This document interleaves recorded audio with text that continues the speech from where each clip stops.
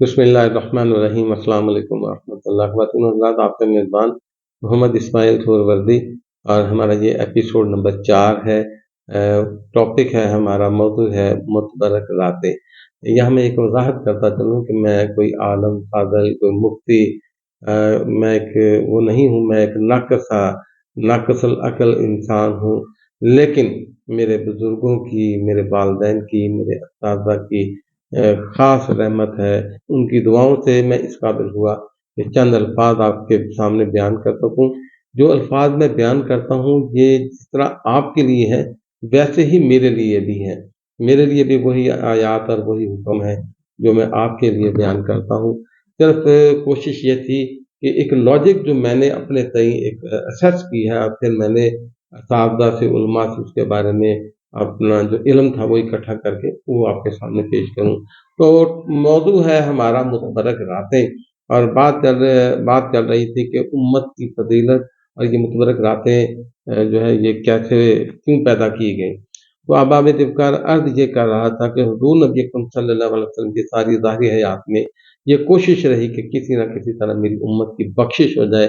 कुरान की आयात भी गवाह हैं, अहादीस भी गवाह हैं, रवायात, वाक़यात, और फिर हुज़ूर नबी अकरम सल्लल्लाहु अलैहि वसल्लम की अपनी ज़ात मुबारका इस बात की गवाह है कि आप सल्लल्लाहु अलैहि वसल्लम अपनी उम्मत के लिए कितने कोशा रहे। तो देखें, अल्लाह ताला ने हमारे लिए कितनी सहूलतें पैदा कर दी, किस लिए? कि किसी तरह मेरे महबूब की उम्मत जो है वो सबसे ऊपर आए। कैसे वो हालात पैदा किए, कैसे वो मामलात, कैसी आसानियाँ पैदा की। एक पानी एक पानी का गिलास आप बिस्मिल्लाह पढ़ के पी लें, सवाब। 3 सांसों में पी लें, सवाब। बैठकर पी लें, सवाब। काबे की तरफ मुँह करके पी लें, सवाब। पीने के बाद शुक्र अल्हम्दुलिल्लाह कह दें, सवाब। कपड़ा पहनते वक़्त दायाँ बाजू पहले पहन लें, सवाब। जूता पहनते वक़्त दायाँ पाँव पहले पहन लें, सवाब।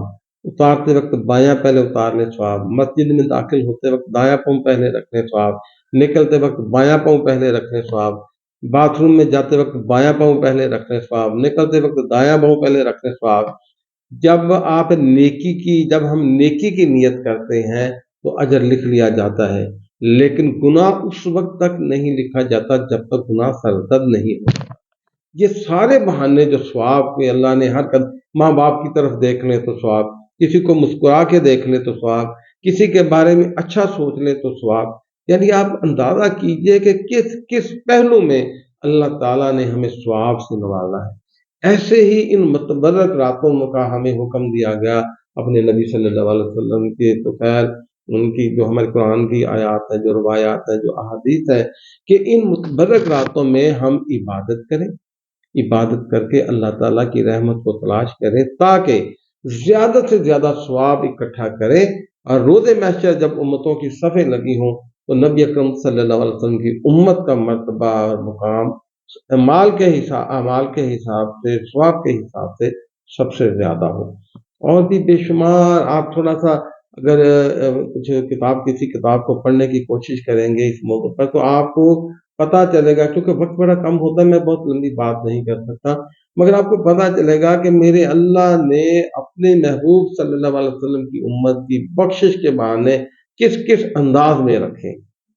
और देखिए ना, इससे बढ़ के बात क्या होगी? हमारे घर में वालिदैन मौजूद हैं, आप उनकी ज़ियारत कीजिए, एक हज का सवाब। अच्छा, हज कर लीजिए, पिछले सारे गुनाह माफ़, और बंदा बिल्कुल ऐसे हो गया जैसे आज ही माँ के पेट से पैदा हुआ है।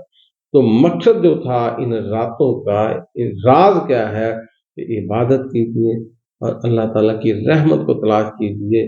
और मैंने एक अपने एपिसोड में बड़ी खूबसूरत बात सुनाई थी कि एक मजदूब अल्लाह ताला के हुजूर दुआ कर रहा था, बारी ताला तो मुझे माफ़ कर दे, अगर तू माफ़ नहीं करेगा तो शैतान का वोट बढ़ जाएगा। और मेरे नबी सल्लल्लाहु अलैहि वसल्लम जो है, उन्हें इस बात की फ़िक्र होगी, परेशानी होगी कि मेरा एक उम्मती वो शैतान गुनाहों की वजह से शैतान के खाते में चला गया, तो मुझे माफ़ कर दे। एक मजदूब दुआ किया करता था कि या अल्लाह तू मैनू माफ़ कर दे, नहीं तो शैतान दे वोट बढ़ जाने। अहबाब ज़िक्र, ये अल्लाह ताला ने अपने अंबिया को पैदा किया, फिर हमें औलिया से नवाजा, कुरान से नवाजा, अहादीस से नवाजा, सारी हमारी हिदायत के लिए है। हमें इनकी तालीमात पर अमल करना चाहिए, उनमें मैं भी शामिल हूँ। آپ بھی شامل ہو جائیے۔ اللہ تعالیٰ ہم سب کو توفیق عطا فرمائے۔ قصہ مختصر ان متبرک راتوں کا جو راز ہے وہ یہی ہے کہ اپنے رب کی رحمت تلاش کریں، روز محشر۔ اچھا، ایک اور خوبصورت مجھے بات یاد آ گئی کہ حضور نبی اکرم صلی اللہ علیہ وسلم کو اللہ تعالیٰ نے صاحبزادے دیے اور پھر بچپن میں ہی واپس لے لیے۔ اچھا، کچھ بعض جگہوں پہ یہ ایسا میں نے یہ بھی پڑھا کہ پاک بیبیاں یہ فرماتی ہیں کہ آپ دعا کیجئے۔ ہر نبی کو اللہ تعالیٰ نے ایک دعا دی ہوتی ہے جو مقبول ہوتی ہے، اور حضور نبی اکرم صلی اللہ علیہ وسلم کو ساری دعائیں ہی مقبول ہیں، تو آپ دعا کیجئے آپ کے صاحبزادے کو اللہ تعالیٰ زندگی عطا فرما دے۔ تو آپ صلی اللہ علیہ وسلم نے فرمایا کہ نہیں، میں نے وہ دعا محفوظ رکھی ہے، روز محشر اپنی امت کی بخشش مانگوں گا۔ اچھا، اب کیا تھا وہ صاحبزادگان کو واپس لینے کی وجہ کیا تھی؟ وجہ یہ تھی کہ روز محشر انبیاء تشریف فرما ہوں گے، حضرت ابراہیم علیہ السلام وہ بھی نبی، حضرت اسماعیل علیہ السلام ان کے صاحبزادے وہ بھی نبی، حضرت یعقوب علیہ السلام اللہ کے نبی، حضرت یوسف علیہ السلام ان کے صاحبزادے وہ بھی نبی۔ اب نبوت حضور صلی اللہ علیہ وسلم پر ختم ہو گئی، تو اس وقت اگر یہ شہزادگان حضور صلی اللہ علیہ وسلم کے ساتھ تشریف فرما ہوں گے، جب اگر وہ جوانی کی عمر پاتے اور تشریف فرما ہوتے، تو یہ ایک سٹیپ بنتا نہیں تھا کہ حضرت یعقوب علیہ السلام نبی، ان کے صاحبزادے حضرت یوسف علیہ السلام بھی نبی، حضرت ابراہیم علیہ السلام نبی، ان کے صاحبزادے حضرت اسماعیل علیہ السلام بھی نبی، اور یہ حضرت محمد صلی اللہ علیہ وسلم اللہ کے آخری نبی، مگر ان کے صاحبزادے نبی نہیں۔ یہ علماء فرماتے ہیں کہ یہ اللہ کی حکمت ہے، یہ بیٹوں سے نوازا، مگر پھر اس حکمت کیونکہ نبوت حضور نبی اکرم صلی اللہ علیہ وسلم پر ختم ہو گئی، اب کوئی اور نبی نہیں آئے گا، اور اس وجہ سے پھر اللہ تعالیٰ نے بچپن میں ہی ان صاحبزادگان کو اپنے پاس بلا لیا۔ اور یہ میرے اور پھر ایک اور بھی اس نے ہمیں سبق دیا کہ بتا دیا کہ لوگوں، میرے محبوب نے ہر وہ کرائٹیریا فیس کیا ہے جو کسی بھی امتی کو فیس کرنا پڑ سکتا ہے۔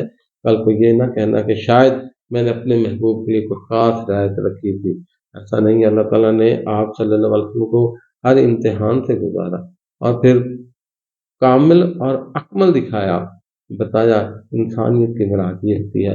دوران گفتگو میری کسی بات میں کوئی کمی بیشی رہ گئی ہو، کوئی ایسی بات منہ سے نکل گئی ہو جو میں سمجھتا ہوں اس گفتگو کے معیار سے کے مطابق نہ ہو، تو میں آپ سے معذرت چاہتا ہوں، کیونکہ میں نے پہلے بھی عرض کیا میں کوئی عالم فاضل مفتی نہیں، ایک حقیر سا انسان ہوں۔ بات ذہن میں کھٹکی تھی کہ یہ رابطے کیوں ہے، وہ راز میں آپ تک پہنچانا چاہتا تھا۔ اللہ تعالیٰ مجھے بھی اور آپ کو بھی زیادہ سے زیادہ دین کا علم حاصل کرنے کی توفیق عطا فرمائے۔ وما علینا الا البلاغ۔